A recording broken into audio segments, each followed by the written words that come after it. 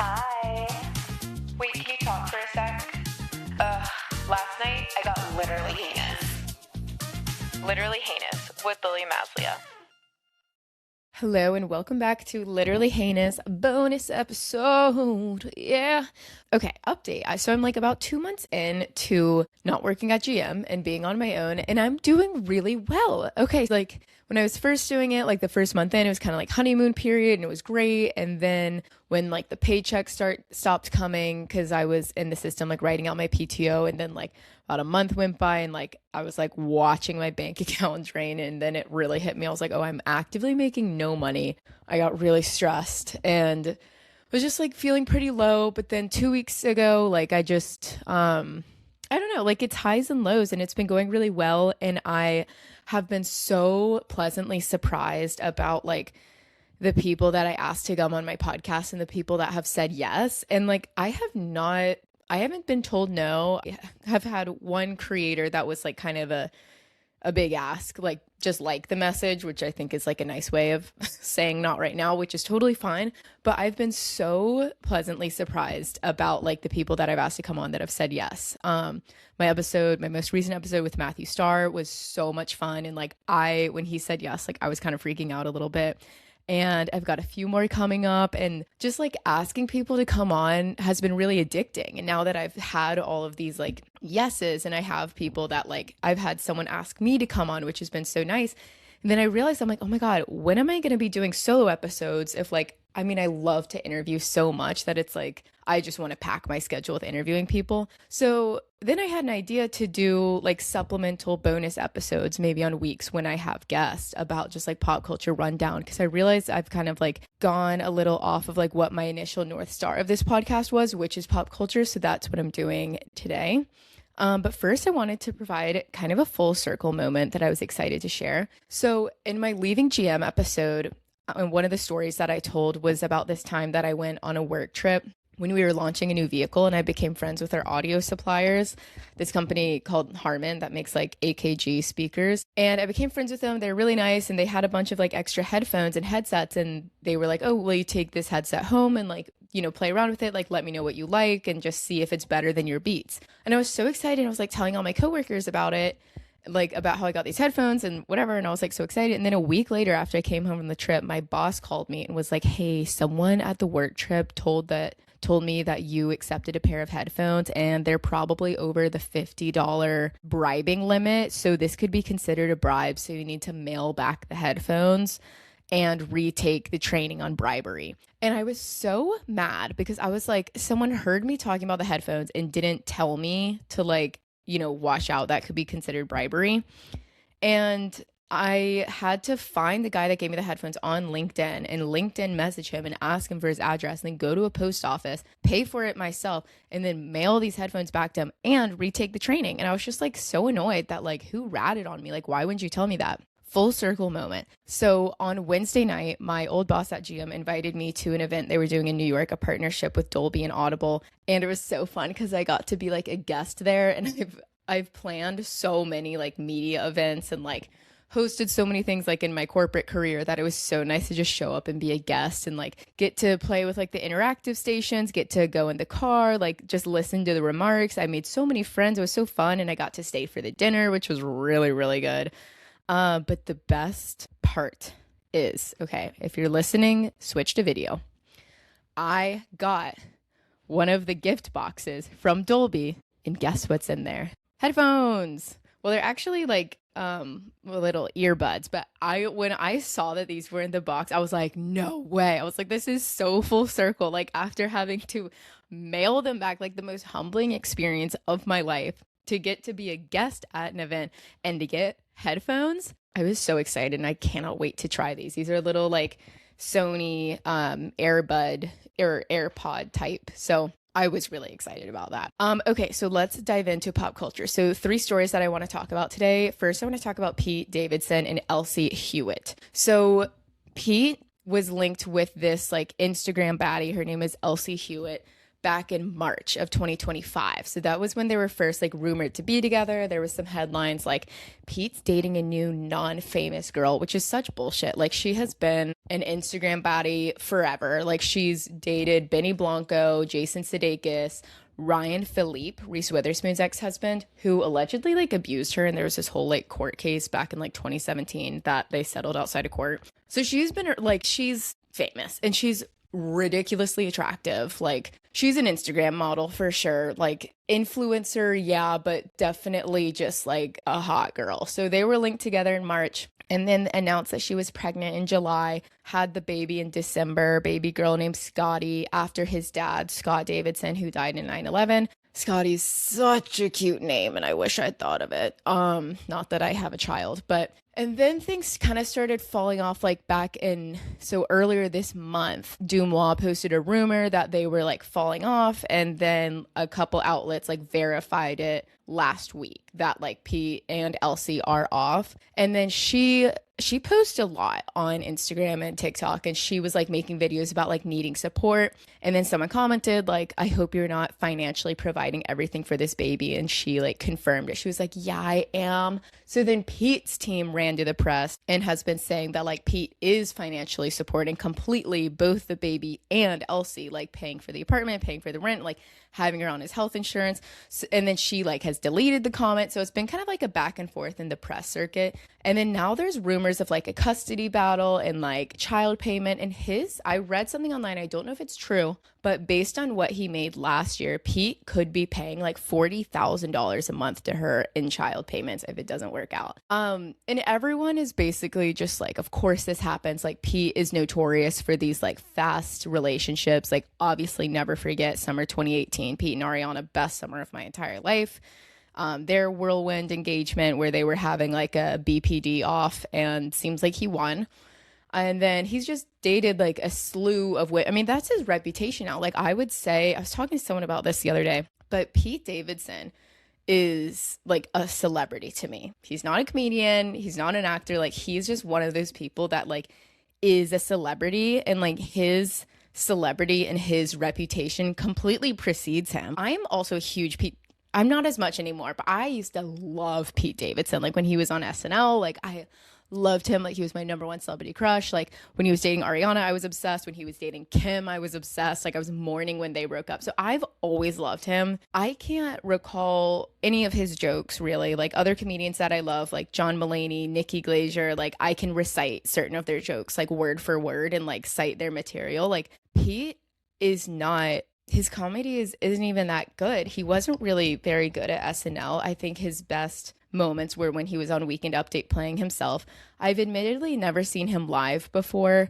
I liked King of Staten Island, but his like social currency and his reputation and his scandals completely overshines like anything that he does like professionally or creatively. So I do feel bad for him. And I also don't really mind that either. I mean, there are some people that are just like famous because they're like interesting and like attractive and like they're just kind of celebrities. And like, I think that that's him. A Jennifer Lopez type where it's like, you know, she does a lot of stuff. She's like good at it, but like it's J-Lo, you know, like no one, like if you watch a movie that J-Lo's in, you're like, it's J-Lo. Like you're not really getting lost in the art.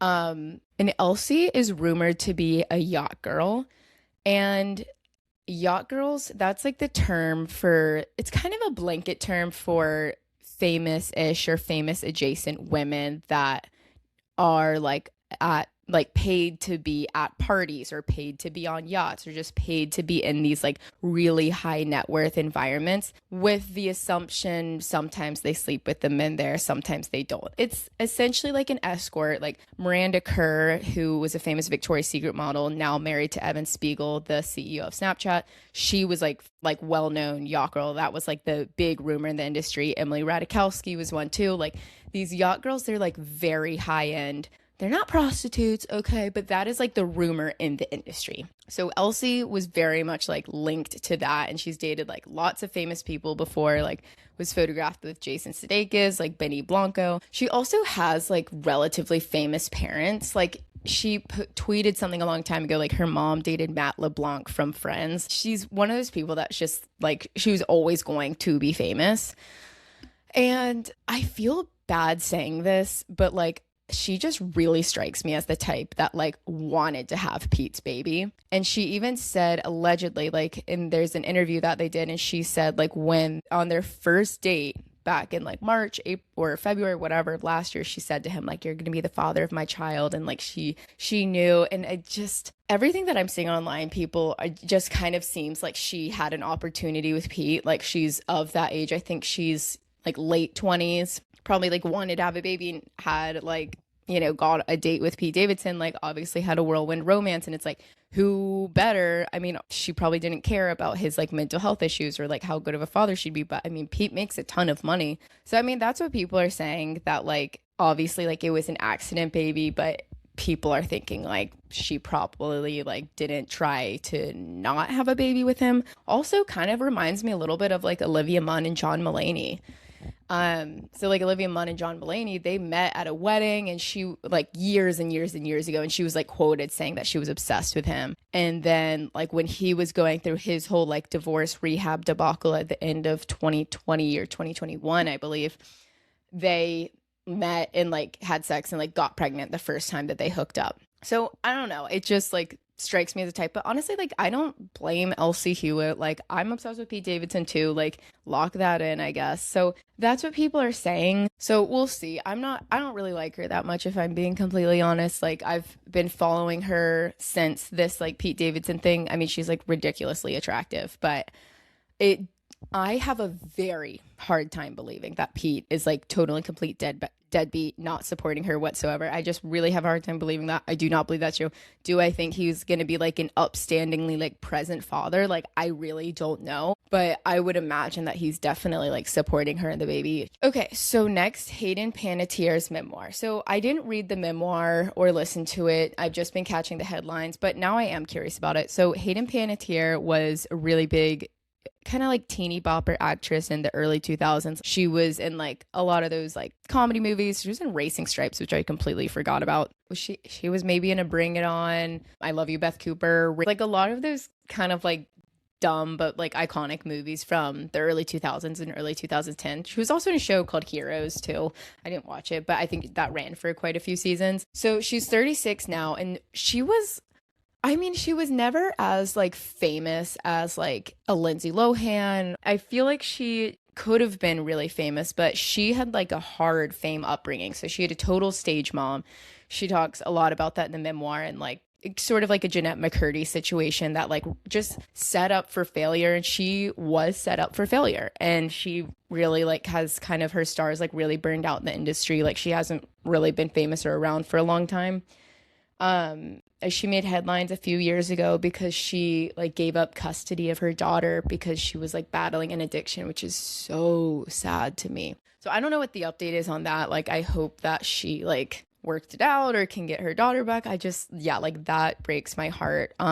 But there's a lot of headlines coming out of the memoirs, and like celebrity memoirs. I want to read it because I always find that the things that make headlines, like when I read the memoir, I'm like, that's the least interesting part to me. Like with Julia Fox, like mostly the Kanye stuff was making the headlines. That was the least interesting part of the memoir. Lena Dunham's like the Jack Antonoff and Lorde stuff and a little bit of the Adam Driver stuff. It was interesting, but like it wasn't my favorite part of the memoir. So maybe I will give it a listen. But basically she talks about like her addiction, domestic abuse, postpartum depression, and coming out as bisexual at age 36. And that part has been making headlines. I was at an open mic, and like the day the news came out, which is so dumb. I'm like, why is that even news? I don't know. I don't think like a woman, I feel like coming out as bisexual is like not really that interesting or exciting. Like I don't really know why that makes headlines anymore. But I was at an open mic, and the hosts were like doing a whole gag about it, and it was funny, but I was just like, this woman's like 36, like I don't know. So one of the stories that she tells in her memoir is that she was at a get together with some of her older friends, and she was sexually harassed by an Oscar winner. So the unnamed Oscar winner actor and director at this party, when she was leaving, told her that he had gum on his pants. When she looked down, it was his genitals hanging out of the fly of his pants. Hate that so much. She has like other stories like that too. I mean, she obviously had a rough go of it in Hollywood. That one, there's not a lot of rumors on who it is. I saw one thing online. It could be Sean Penn, but I have no idea if that's true.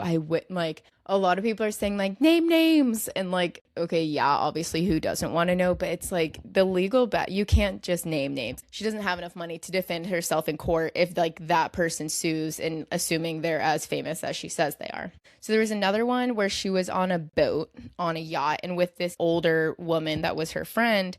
The older friend said to her, like, I want you to get in bed with this guy. Like, he has a huge dick. And it was a famous 30-something singer-songwriter. And so she was basically offered up to this musician and like he was naked in bed and everything. And like she managed to like run away and get out of the situation. That one is rumored to be James Blunt, actually. My life is brilliant. My life is pure. And I guess I could believe it. I mean, he was pretty famous at the time. What was this, like 2008, like whatever. I'm sure, you know, I don't really remember him being like super famous. I mean, he's not really famous now. But yeah, just lots of stories like that. And I feel really bad for her. And I don't know like what her relationship is to acting anymore. But it kind of reminds me of JoJo's memoir, JoJo, the singer from like Get Out Right Now. Like a lot of young women, it's so sad to me, like they're famous and like because they're young and then they're hot and then like they disappear and then the narrative is like whatever happened to them, like geez, they really flopped, they really fell off. And then you like hear years later and then you hear all these stories. It's like, oh, they had crazy parents where they had like a crazy mom or they were in an abusive relationship or they were addicted to drugs because their publicist started feeding them drugs at like 16. And it's like, oh, no wonder they fell off.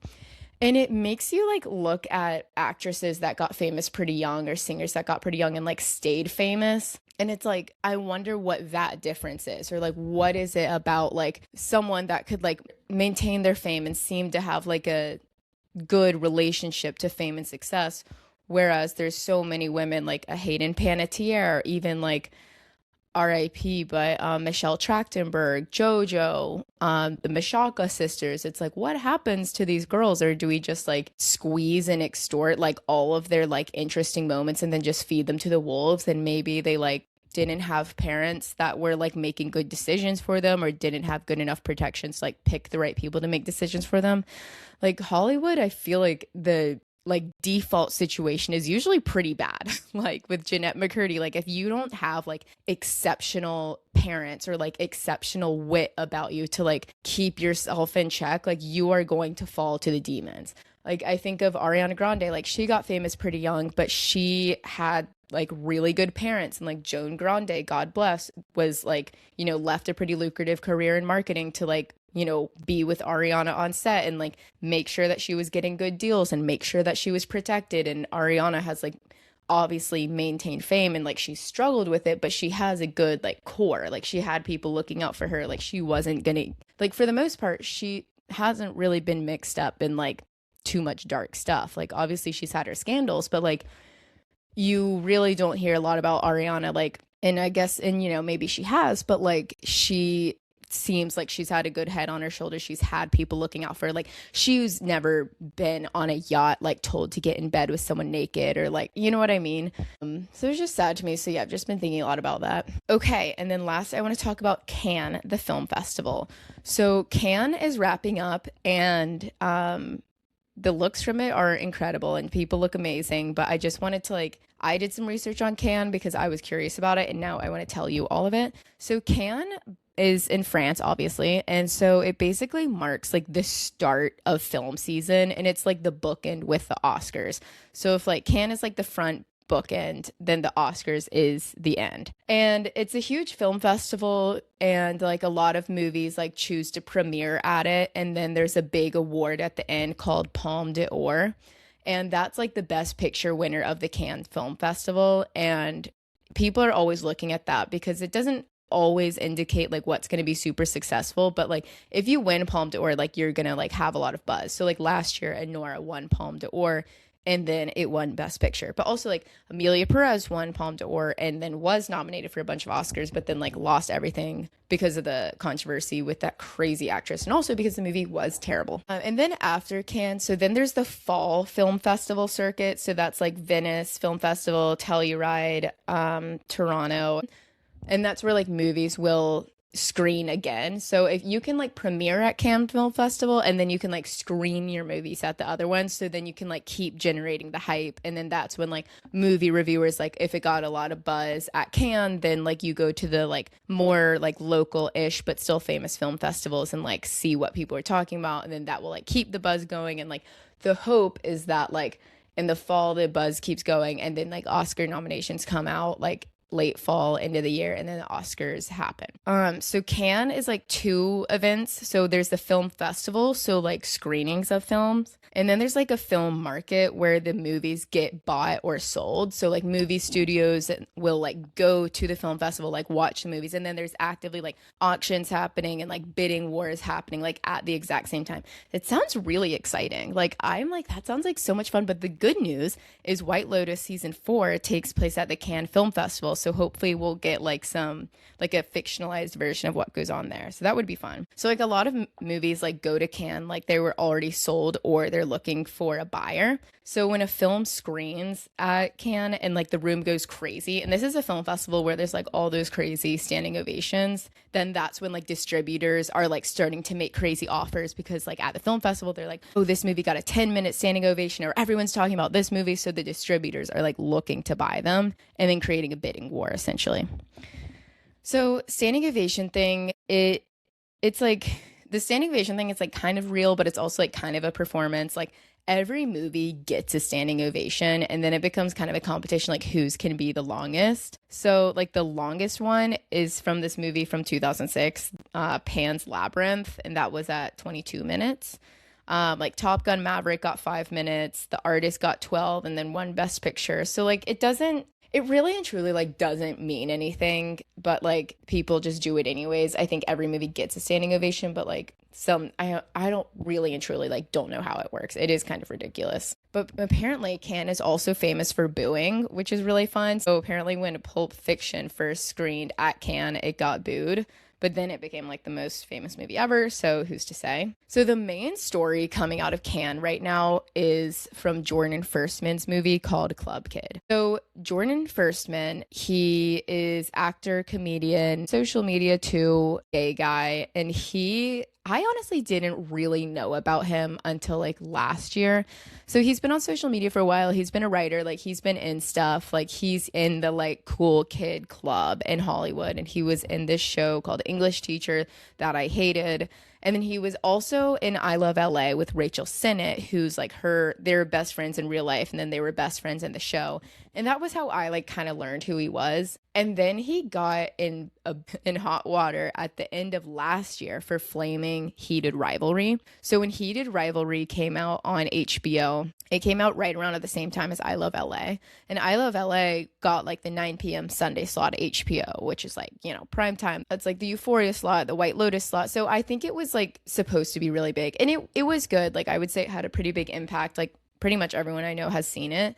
But Heated Rivalry came out at the same time and was like a sleeper hit. And I think like obviously no one had any idea that Heated Rivalry would be like such a hit. So doing press for I Love LA, Jordan Firstman like answered an interview question and basically said that Heated Rivalry was like really hacky and just for like straight women who just want to like gawk at gay men.